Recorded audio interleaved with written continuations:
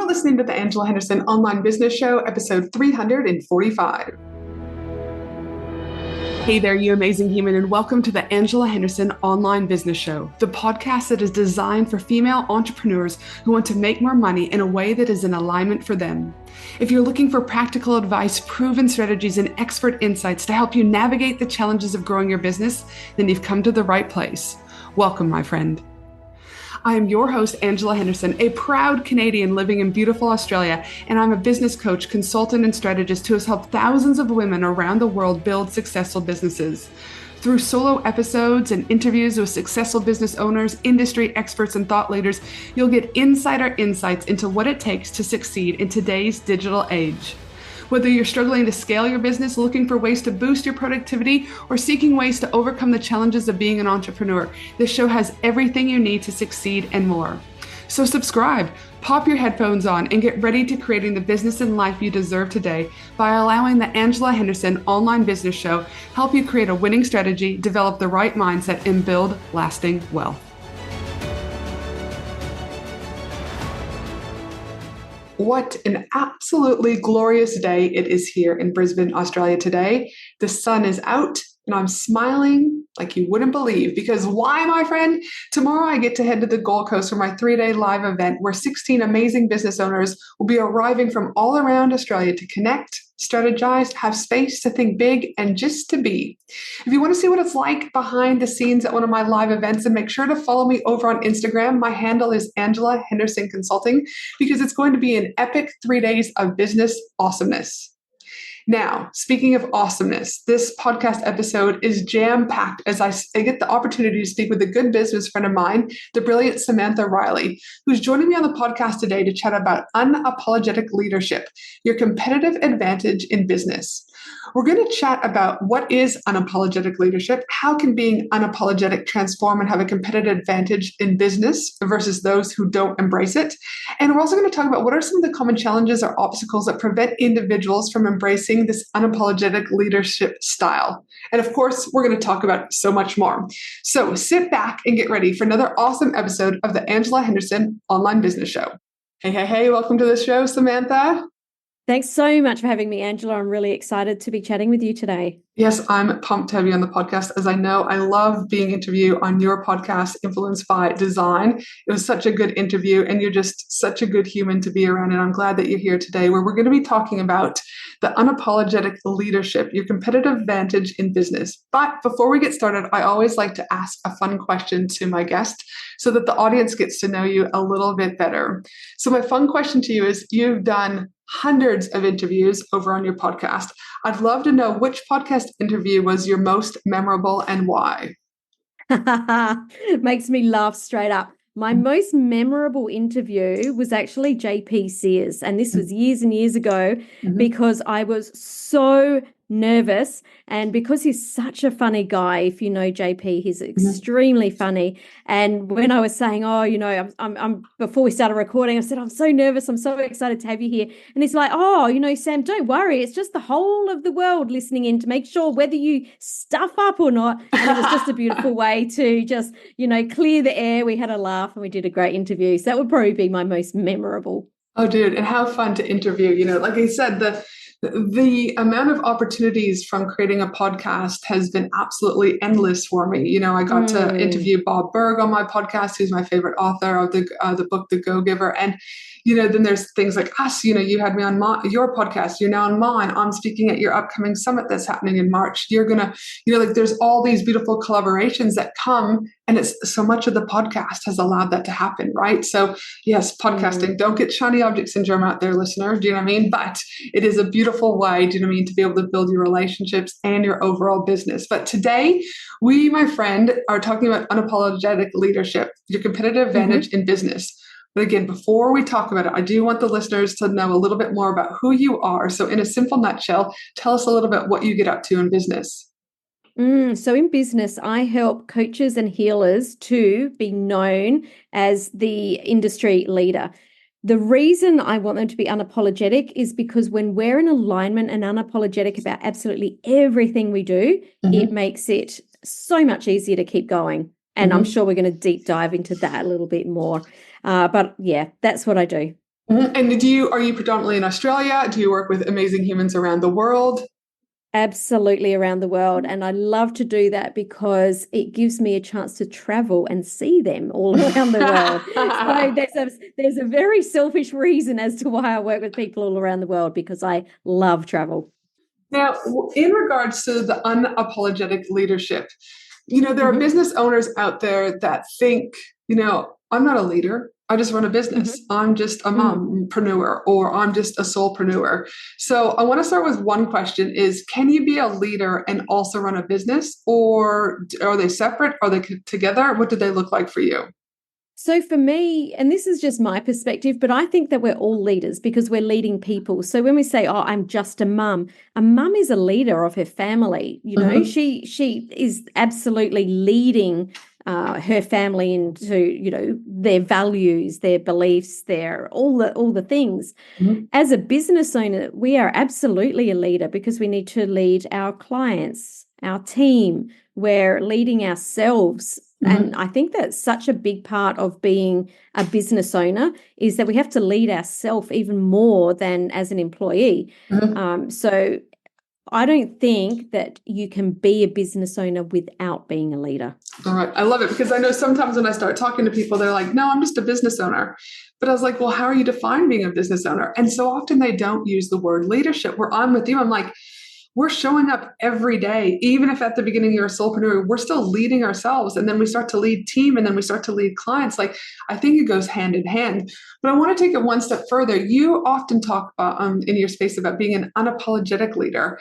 Can you share Yeah. your definition of what it means to be an unapologetic leader, especially relatable more so to the today's business landscape? Absolutely. So, how Unapologetic came about was because for years I was saying, you don't have to build your business in a way that some guru told you that you had to Mm, build it. And I started saying, I'm against, like, I've got this thing, I am against cookie cutter systems. I love mhm, frameworks.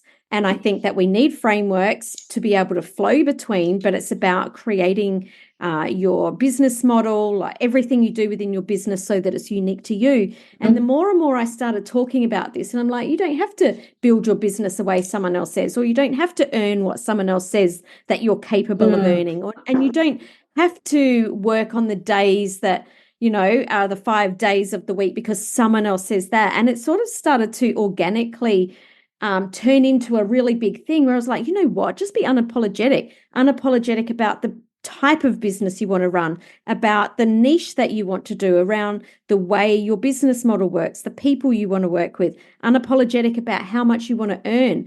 Like, it is your dream. You want it. Just go and do it. And to me, that's what it's about, because we all know that business, we do it because we love it, but it's not easy, right? There's days where you get up and mm, go, oh my goodness, I don't want to do this today. Like, I'm really not enjoying it. mm, And it's that bit that holds so many people back. And all of a sudden, if we started unapologetically saying, but I want to do it this way, it'll make it a lot easier to get through those hard days than mm, if we're trying to, we're carrying a business that model that we don't like, or clients that we don't like, or doing business in a way that we don't enjoy. It's like walking around with a ball and chain, right? It's really, really difficult. So when you're unapologetic about creating your business exactly the way that you want to do it, it will make it so much easier on the hard days. And I guess in just another way to reframe that is unapologetic equals alignment, right? Is that you're simply getting Mm, to or leaning into being aligned with whatever your business looks like, whatever your days look like, whatever your offers look like. Because as we both know, the more in alignment you are, the more things flow with ease, like attracts like, energy, and all that goodness. Would you agree with that? I would. And I want to add something there, though. And this is a really, really interesting conversation that I was having with someone only like 2 hours ago. Alignment is the key to building this business that Mm, fits you like a glove. However, where I feel like the word has taken on a like an entity that's not right is that mm, people think alignment is easy, and that's actually not the case, because 100%. we can be aligned to creating a business that's in alignment with us. Still Mm, means that you have bad days. It still means that we get lessons sent to us, from the universe, however you want to say it, that are mm, hard, that really push our buttons. So I think not definitely alignment, but not to get confused that alignment means that it's easy. 100%. Well, I mean, alignment, in my opinion, means that we still have to go through a variety of layers, right? Of understanding ourselves, understanding past life stuff, right? Potentially, if you go down that path, there's a variety of layers that come with being unapologetic, but also being in alignment. And it doesn't happen overnight. It takes time for us to grow and shed and step in and learn and pivot.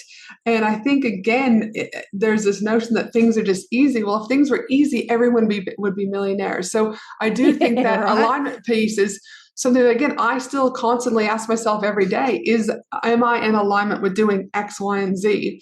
And you have to be honest with yourself, because sometimes we actually know we're not in alignment, but we keep going because of ego or status or money.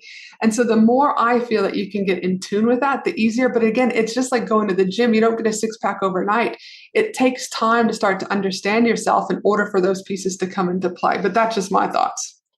Oh, I love that. And you mentioned ego there, and this is really interesting because I think that our own egos can get in the way, thinking, well, we were in alignment with this 2 years ago, and we don't let our ego say, but we're different people now. We've changed. We've shed those layers. We've gone on a different journey. We should just let this go. You mentioned pivot, all of that. And so I think it's really important that we allow ourselves to stay in current alignment, and that sometimes past alignment doesn't serve.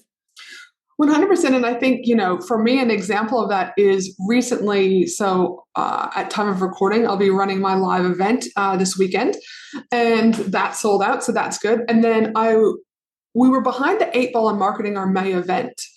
And we released the May event. We had a wait list. So theoretically, we normally sell out on that event. And the last couple of weeks, we've sold 1 spot. And so my ego was like, no, we keep going. Do you know what I mean? Keep going. And then I woke up actually in the middle of the night at about 3:00 in the morning. Maybe it was Thursday. I can't remember when it was. And I said I just was like, no, we canceled the event. And my team, and so I messaged the team and they're like, what? And I was like, no, I said, they're like, but you've already secured speakers. I was like, no, spoke to the speakers. They're happy to, do you know what I mean, keep their speaker fee, and they'll do something else with me later on. So that's cool. I said, but it means that we're not booking catering. We're not doing all these things. I said, and we'll just turn it into like afternoon strategy day, and I can do a VIP day, and then I'll have a weekend, do you know what I mean, at the mansion. She's like, yeah, but, and I was like, no, I said, I'm in alignment with this. I said, it doesn't feel right to keep pushing because of ego. Like, what will people think that she started and then, do you know what I mean, she didn't finish, or fear of failure or whatever. I was like, I can't own what other people are going to think, but I can own I can sleep at night and I feel better because this is an alignment for me. And I'm unapologetically don't give a fuck about what anyone else thinks, So, but I've had to strengthen that, because 3 years ago, I would have been like, oh my God, no, I said that I'm running this. I need to run this. What will my, now I'm just like, don't care. Do you know what I mean? And so sometimes, again, those alignment pieces can drop really quickly. And, you've got to lean into, like just going with it versus worrying about what others are thinking. But when you are unapologetic about owning that, here's the thing, your ego could be going, oh, people are saying, what's she doing? Or she canceled, or she didn't follow through. But in actual fact, because you're in alignment, most people will probably be like, oh, if Angela did that, that gives me permission to do that too, where it doesn't feel right for me. So our ego says people are going to say these negative things. But in actual fact, because you're in alignment, most people will actually see it in a positive way. And that's the interesting piece. And I think it's also important to understand, like, there are people who use alignment, I believe, in a wrong way. And I'm going to share what I mean by that is there'll be someone that will come to me and they want to work with me. And I'm like, hey, what's going on? And every month they're changing their offer, their servicing, whatever. Like, it's just like, and they're like, no, I'm not in alignment. I'm like, do you know what I mean? Is it you're not in alignment and that's what you're using as a crutch? Do you know what I mean? To think it's an alignment thing, when really it's your first time launching. It's your first time in business. You actually had 10 spots sold, but you think you should have had 50 spots sold.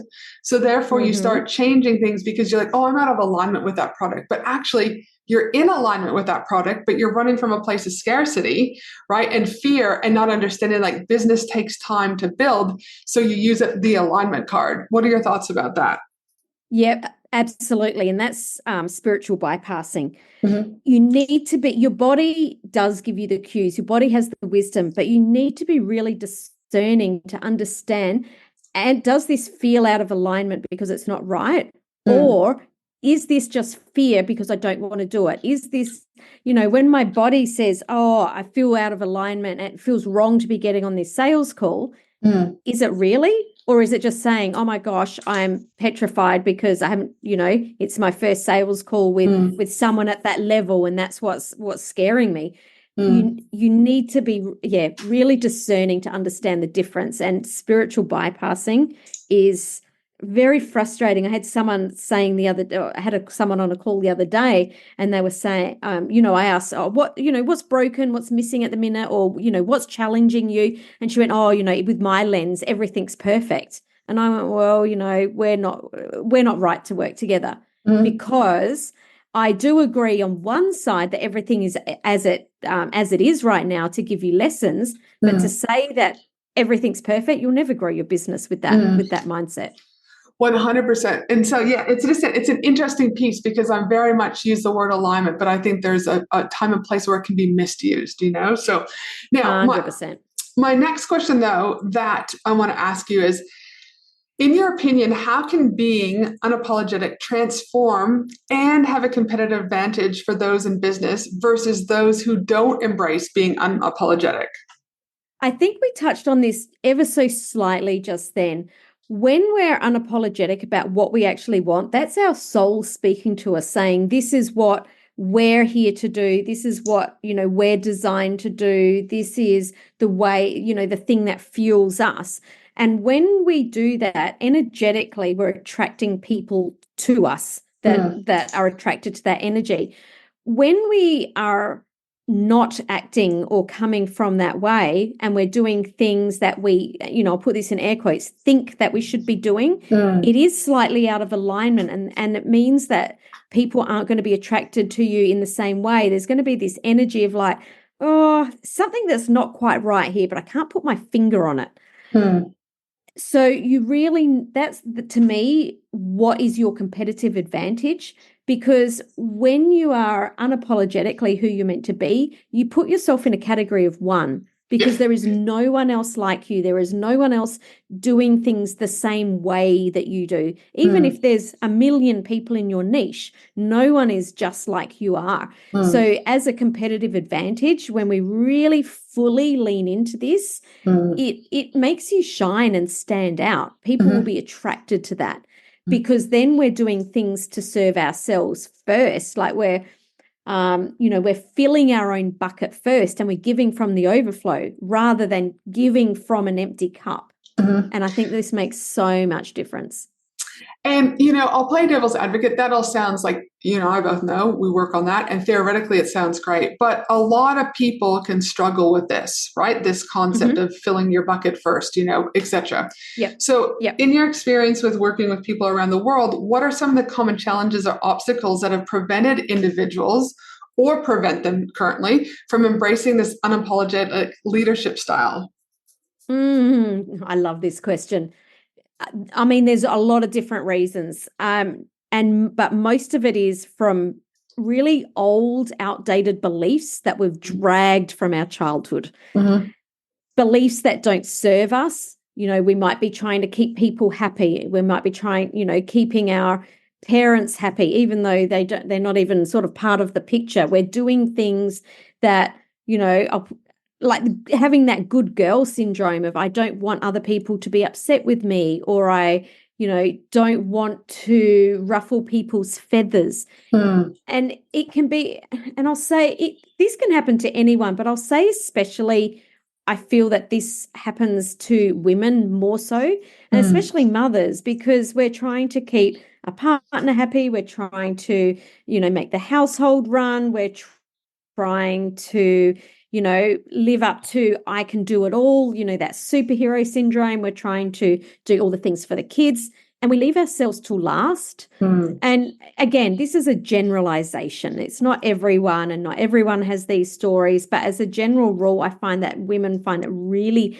difficult to go, you know what, actually this this is good for me. This feels right. Or I need some time away to map this business strategy, or I need to go to this mastermind, or I need to take Mondays off from work, even when the kids are at school, because I'm feeling burnt out. Whatever it is, they're afraid to do it because of this fear of judgment, either judgment from external people or actually a lot of times judgment from within themselves. And I think too, it's also sometimes different countries and different cultural beliefs also can play into this, is what I've found. Some countries do it really well, other countries don't do it really well, right? And so these belief systems, what I'd say to you as the listener is understanding what beliefs you can continue to carry and what ones need to be worked on, what ones serve you and what ones no longer serve you, because there will be something that will creep in that will stop you from truly stepping into this unapologetic leadership style. And it will, stop your growth to some degree. It will stop you from being visible, right? And the sooner that you can start to look at these beliefs that are holding you back, it's only going to help you flourish in this leadership style. Now, absolutely. For the listener out there right now who's like, this is great, you're right, I really need to get more in alignment, I need to be more unapologetic, I need to fill my cup first. What tips do you have for those, that want to start embracing and becoming this unapologetic leader? Yeah, there's probably two things that come to mind. Number one, you need to be really clear on what it is that you actually want. And this can really trip some people up when they very first start, because maybe journaling or just even brainstorming, depending on how much of this kind of work you've done. But a lot of people can get tripped up by brainstorming things that they think are okay for them, or they think they're capable of, or they think they can achieve. And I'm talking about really fully leaning into this. Like if you had no money worries at all and you had all the money in the world, what would your life look like? If you could work with anyone in the world, no matter whether you're connected to them now or not, what would that look like? And starting to ask yourselves these questions. Now, if you are struggling with these questions, start with asking yourself about what you don't want, because sometimes it can be really challenging to go straight for what you do want. So that's the first piece. You need to get really clear on what it is that you actually want. Secondly, I believe this to my core, it is so important to surround yourself with the right people. Now, I don't necessarily mean surround yourself with people that believe what you believe or that only have the values you have, because some people are in your world to challenge you and to push you and to motivate you. But I'm talking about people that no matter what you say, they go, yeah, okay, if that's what you want, we're here for it. We're going to support you. And I'm not a believer of leaving behind people that aren't like that. I think there's a lot of people out there that just like leave family and friends behind because like they're not serving them. I'm not like that. But there are certain people I will share my dreams with and certain people I won't. Yeah. So there are people I will go to the bar with and we'll have a beer with them and we'll have a great time, but I will never tell them what my 10X goals are. Yeah. Because when they laugh, that actually like really affects the way I think. So it's being really aware of the people that are in your life that are supporting your big goals, your big visions, and then are saying, yeah, cool, all right, well, let me ask you some questions about that, or let me connect you with someone, or let me support you, or what do you need? And that's really, really important too. But going back to the first piece, if you don't know what it is that you really want, it's really hard to get those people there to support that goal and that vision. And I mean, I think there's also the truth, for myself, that it's like, it's you talk about like filling your cup up first. Sometimes, as we continue, well, it's not sometimes, most of the time is when we continue to grow in business, we do outgrow things, sometimes our boundaries become tighter, our dreams become clearer, our alignment becomes sweeter. And there might be people though who aren't, do you know what I mean? They do simply no longer serve us. Do you know what I mean? They do laugh. They do make the passive aggressive comments, even if we don't ask them. Do you know what I mean? Or they don't ask us a question, right? So I do think too that there may come a time in your business where you also might be having to let go of things or people that no longer serve you. And this is a very hard thing. And we're told, do you know what I mean, when we're little, no one gets left behind. You don't do this.